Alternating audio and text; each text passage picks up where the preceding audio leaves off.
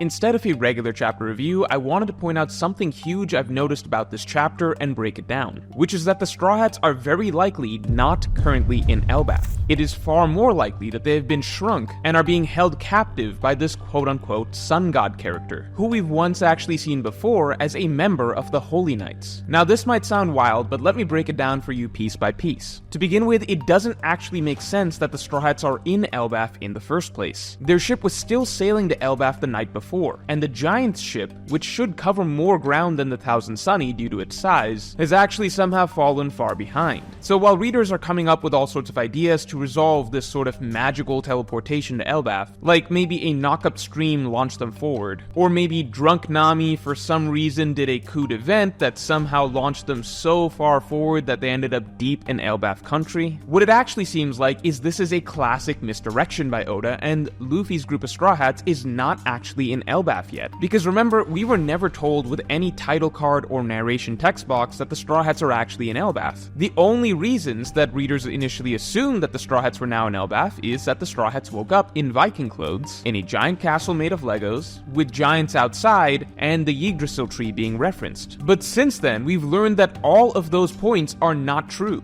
That's not the real Yggdrasil tree, those aren't real giants, they're normal-sized humans, the castle is fake, and everyone has just been dressed up in Viking clothes by their captor. The entire setting was specifically crafted to be a fake Elbaf. Now readers for some reason are assuming that once we get out of this fake Elbaf, we will be in the real Elbaf. But there's actually zero reason to think that that should be the case. Because think about it, with this chapter, every piece of evidence that made us initially think that we had somehow ended up in Elbaf was disproven. As Nami herself explicitly pointed out this chapter, we are very possibly being misled in general. There is actually no reason to believe that we are in Elbaf yet. With all other points of evidence eliminated, the only thing left that suggests that this might be the country of the giants is the presence of one and only one mysterious giant, the quote-unquote sun god, and even that is very possibly about to be revealed as the final lie as well, in that this sun god giant is likely not even a real giant, because this supposed giant who has captured the Straw Hats is a character that we have seen before. This character has the exact same design as the Holy Knight that we saw at God Valley. It's exactly the same, down to wielding a staff. The only reason readers aren't assuming it's the same character just yet, and are only pointing out that the Sun God has the same design as that Holy Knight, is because of the perceived size difference. The Holy Knight seemed human-sized, whereas the Sun God that we're seeing right now seems to be a giant, right?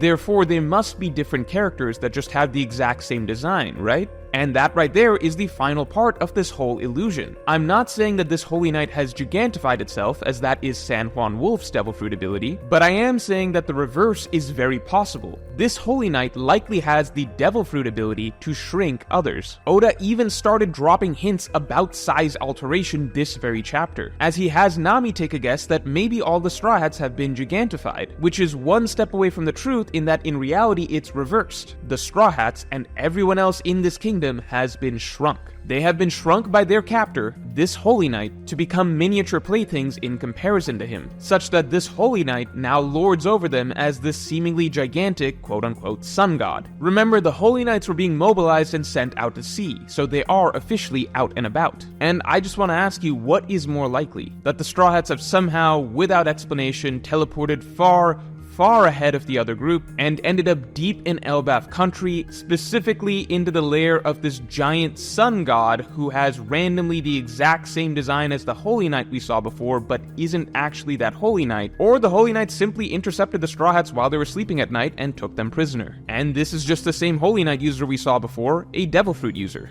All of this also tracks in that I just put out an elaborate theory just last week breaking down why the Holy Knights are very likely set to be the main villains of the Elbaf arc. All evidence already pointed towards that. You can click the link on the side to watch it. And now in the very next chapter, 1128, we get the reveal that the sun god that was being built up is almost definitely one of the Holy Knights that we once saw.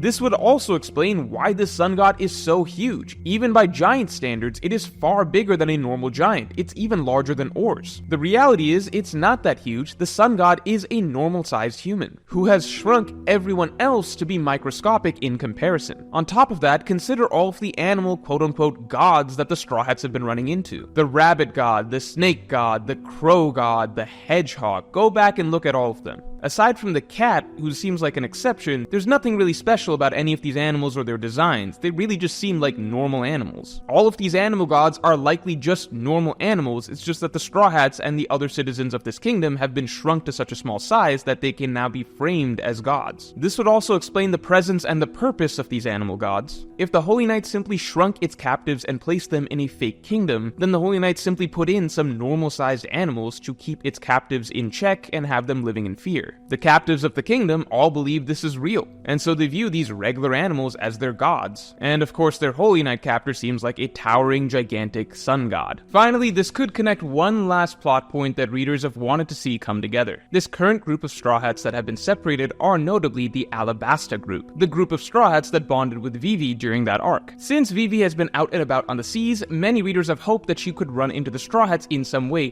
particularly the Alabasta group that Vivi knows personally. Now, if the Alabasta Straw Hats were already in Elbaf, then this would be very difficult, considering Vivi and Wapol are still out in the seas and wouldn't necessarily be welcome in the country of the giants. However, if the Alabasta group is actually not yet at Elbaf and is actually still out on the sea, then assuming that they break out of their prison, this then gives them potential to connect that hanging plot point that everyone has been waiting on for them to meet Vivi. I also think this reunion would work best if it was just the Alabasta Straw Hats meeting Vivi first before she meets the rest of the cast, which is why it may have been intentional by Oda to separate the two Straw Hat groups at sea, since having Robin, Frankie, Brooke, Jinbei, Bonnie, Lilith, and the other giant pirates all there as well would have made for a more cluttered scene. So while the Vivi potential isn't necessarily important to the rest of the theory, it is something small and interesting to think about. So it might sound crazy, but you can see why I think there's a good shot that we are not actually in Elbaf yet at all, and instead we've actually begun our encounter with the Holy Knights. I hope you all enjoyed this in place of a normal chapter review. And shoutouts to Movahed Sadeghi for winning last week's chapter prediction contest for correctly guessing that Chopper would rejoin Luffy's group this chapter. If you would like to compete by submitting your chapter predictions, just join every Break Week's Monday stream. And finally, from the voice of the people, my top tier of patrons. Cody says, thoughts on the sloppy mess-ups the last few chapters like Luffy's hat, and if it's something in story or if Oda and his editors somehow missed all of this. I was in the they may be drunk or Loki trickery camp, but not sure how much longer it goes. So I never felt that it was all an illusion or hallucination. I think it might just be a consequence of Oda starting to write the Straw Hats, or draw the Straw Hats with these totally new designs, and because these designs are brand new and Oda's just trying his hand at drawing them regularly, there might be more slip-ups and that he forgets that, oh, I designed Luffy with this right here, that right here, things like that, or I need to include this or that. I think it's just a consequence of brand new, fresh designs for the arc. So that's my thought process, but maybe it turns out to be an additional illusion or hallucination, but the Straw Hats do seem to be in character so far. So I don't think we're dealing with fake Straw Hats. So that's all for this video, and watch out for next Tuesday's video.